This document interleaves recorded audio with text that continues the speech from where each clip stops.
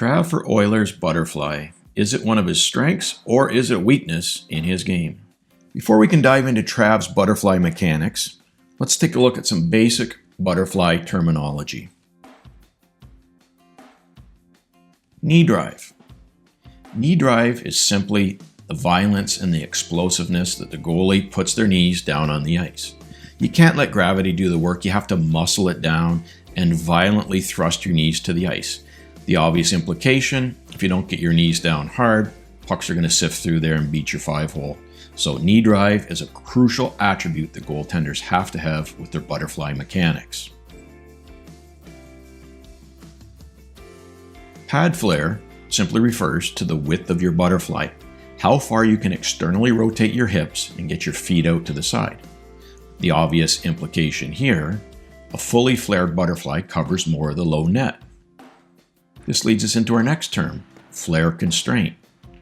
When the puck's in the slot, the shooting triangle is so big, you need to have the widest butterfly flare you can possibly have. When the puck's on a poor angle, you don't need to have your flare as wide, and maybe use something like a J.S. Jaguar flare, where your feet aren't out as wide.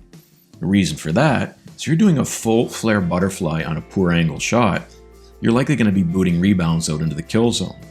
So your flare should match the width of the shooting triangle. A lot of goalies just default have one pad flare, so every butterfly they throw is going to look the exact same. But in real terms, it should change on poor angle shots as the shooting triangle gets smaller. While you're in the butterfly, you need to understand stick involvement. And quite frankly, stick involvement is actually getting your stick on all low pucks wherever possible.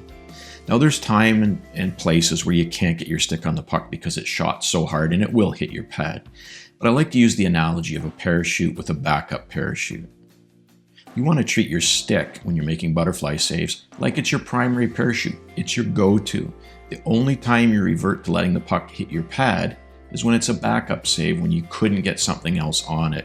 Like you would with a secondary parachute, you only use it when you actually need it. So stick involvement is a crucial skill for a goaltender, and if you can, don't let the puck hit you in the pads. If you have time, reactionary time is present, use your stick and ramp that puck up neatly into the corner. Stick discipline. There's many times in the game where you want to maintain stick discipline, and it's different than stick involvement. When there's traffic, potential for tips, we don't want pucks getting back through us and underneath us. So with stick discipline, you recognize the proper situation. You just leave your stick tightly placed in your 5-hole, and with a nice knee drive and your knees sealed up, you can close up that hole and not get hosed. While in your butterfly, you can have active hands or passive hands. And when you get a chance to react, it's important to have active hands projected out in front of your body so you can actively go chase pucks with your trapper and with your blocker. Active hands are what you use when you're making a reactionary butterfly save.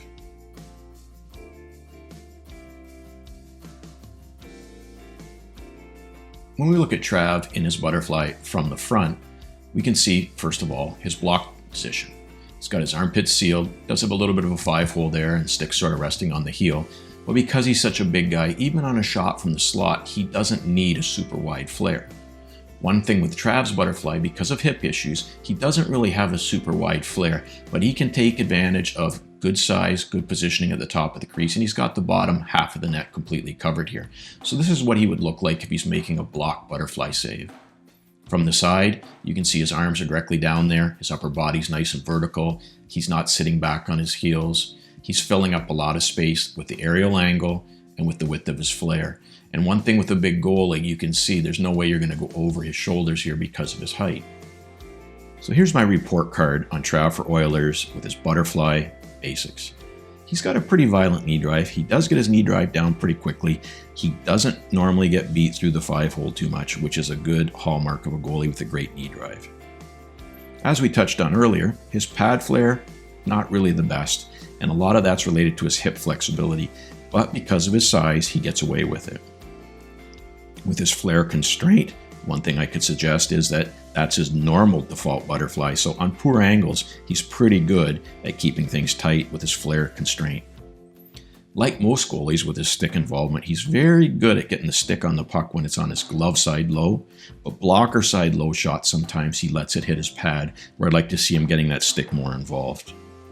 As I said earlier, typically Trav doesn't get scored on through him with a tweener, so he's pretty good with his stick discipline. For the most part, he does have active hands.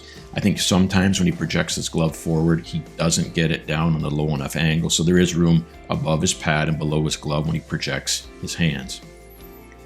How well does he do deciding and making decisions between block and reactive butterfly?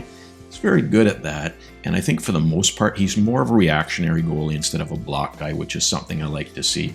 So I think sometimes in the chaos in front of the net after the initial butterfly save, I think he loses control and precision when he repositions in that chaos on that secondary rebound.